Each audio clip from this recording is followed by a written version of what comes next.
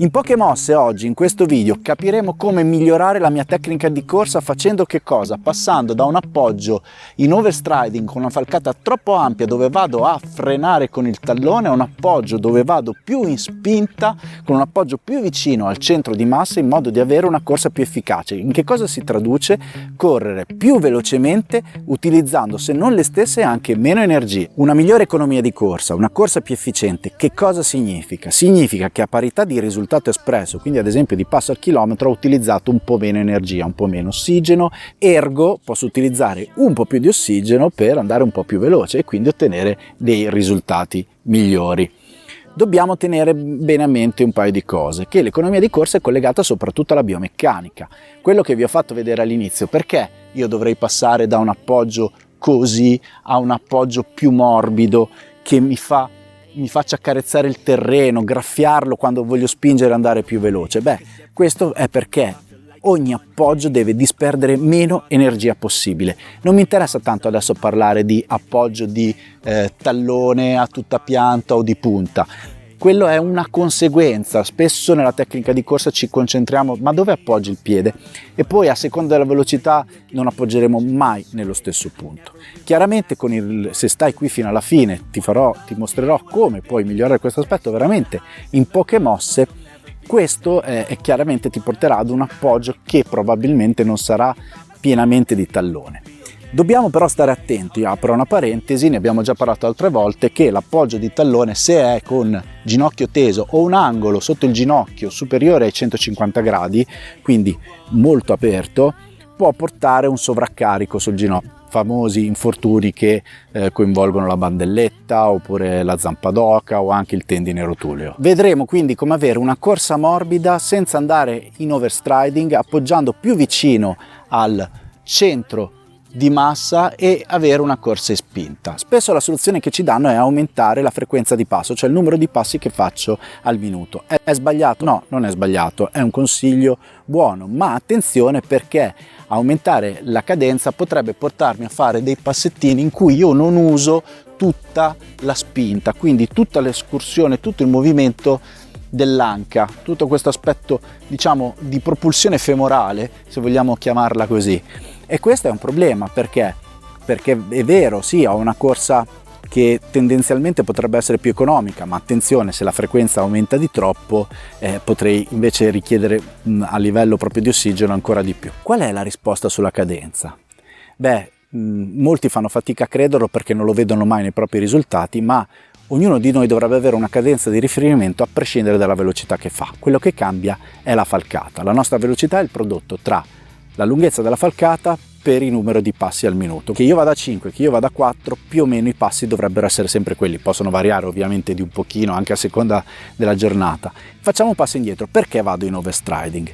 Beh, insomma, ci sono due aspetti. Uno è perché magari corro con un peso del corpo troppo dritto o addirittura a volte anche indietro, e questo mi porta ad appoggiare così. Ma anche il busto, ricordiamoci, deve essere dritto, l'inclinazione del corpo deve essere sempre in spinta, un po' in avanti, e questo mi dovrebbe portare a spingere. Poi c'è un aspetto di utilizzo, che è quello che andremo a vedere oggi, dell'anca, e anche una posizione del piede e della caviglia nel momento in cui vado ad appoggiare. Perché quando aumento la velocità, l'impulso che io do alle mie gambe spesso è quello di andare ad appoggiare più in là, quindi si vede che magari qualcuno in una corsa lenta ha un appoggio abbastanza sotto il busto, ma poi fa proprio, lo vedo in tante videoanalisi che faccio, fa proprio il lancio della parte, la parte tibiale, va a fare proprio uno slancio in avanti e va a cercare. Si vede proprio che quando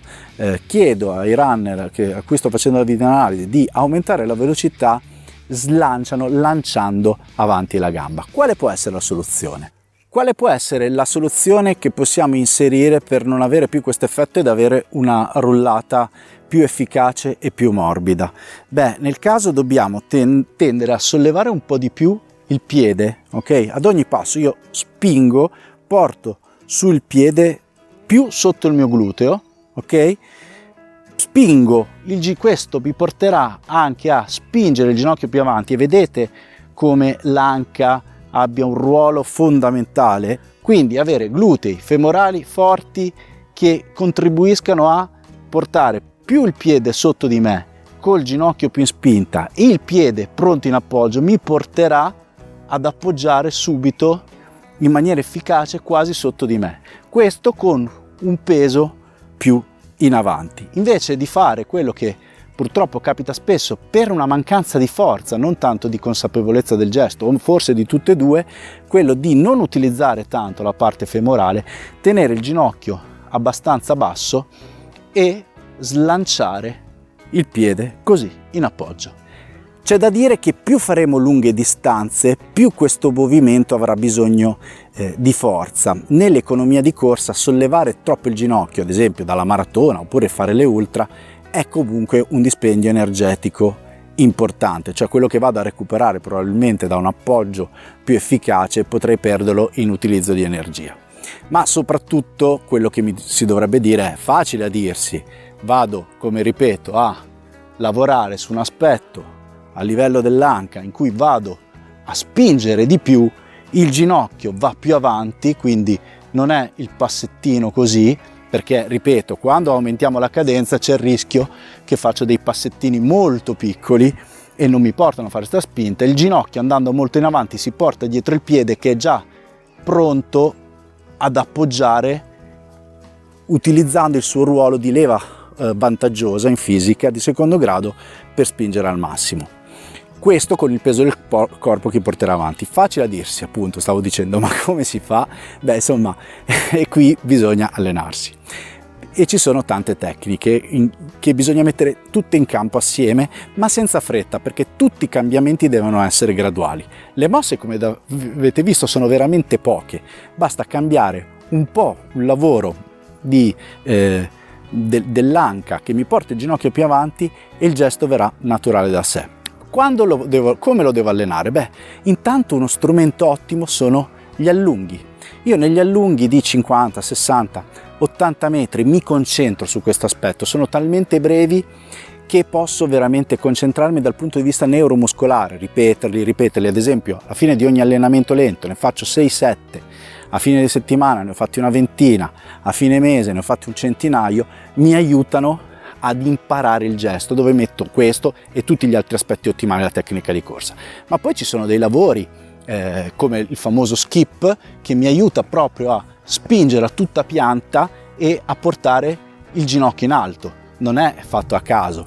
Oppure anche la corsa calciata sotto mi aiuta, come vi ho detto all'inizio, nel momento che porto il ginocchio in alto il piede arriva sotto il gluteo, è sempre una tipologia di skip. Questa cosa mi aiuta sempre dal punto di vista neuromuscolare e di forza ad apprenderlo meglio. Poi senza dubbio tutti gli aspetti di allenamento di forza, chiamiamoli a secco, non con la corsa, soprattutto quelli pliometrici, quindi lavori esplosivi che sono sempre da inserire gradualmente, come che ne so, balzi ripetuti, la corsa balzata, sono tutti aspetti che mi migliorano dal punto di vista muscolare e che mi aiuteranno al meglio per ottenere questa falcata più efficace. In conclusione, per avere una rullata più efficace, non è vero che bisogna ridurre la falcata a favore della cadenza, quindi dei numeri di passi al minuto. I numeri di passi al minuto probabilmente in tanti casi mi capita di vederli di persona quando faccio le videoanalisi, vanno aumentati, ma non va penalizzata la falcata, va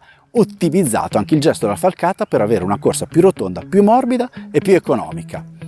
Fatemi sapere cosa ne pensate e poi se avete dubbi sul fatto che i passi al minuto debbano essere 180 perché l'avete letto su tante parti, vi lascio questo video, guardatelo perché qui vi spiego meglio perché 180 passi al minuto sono una leggenda.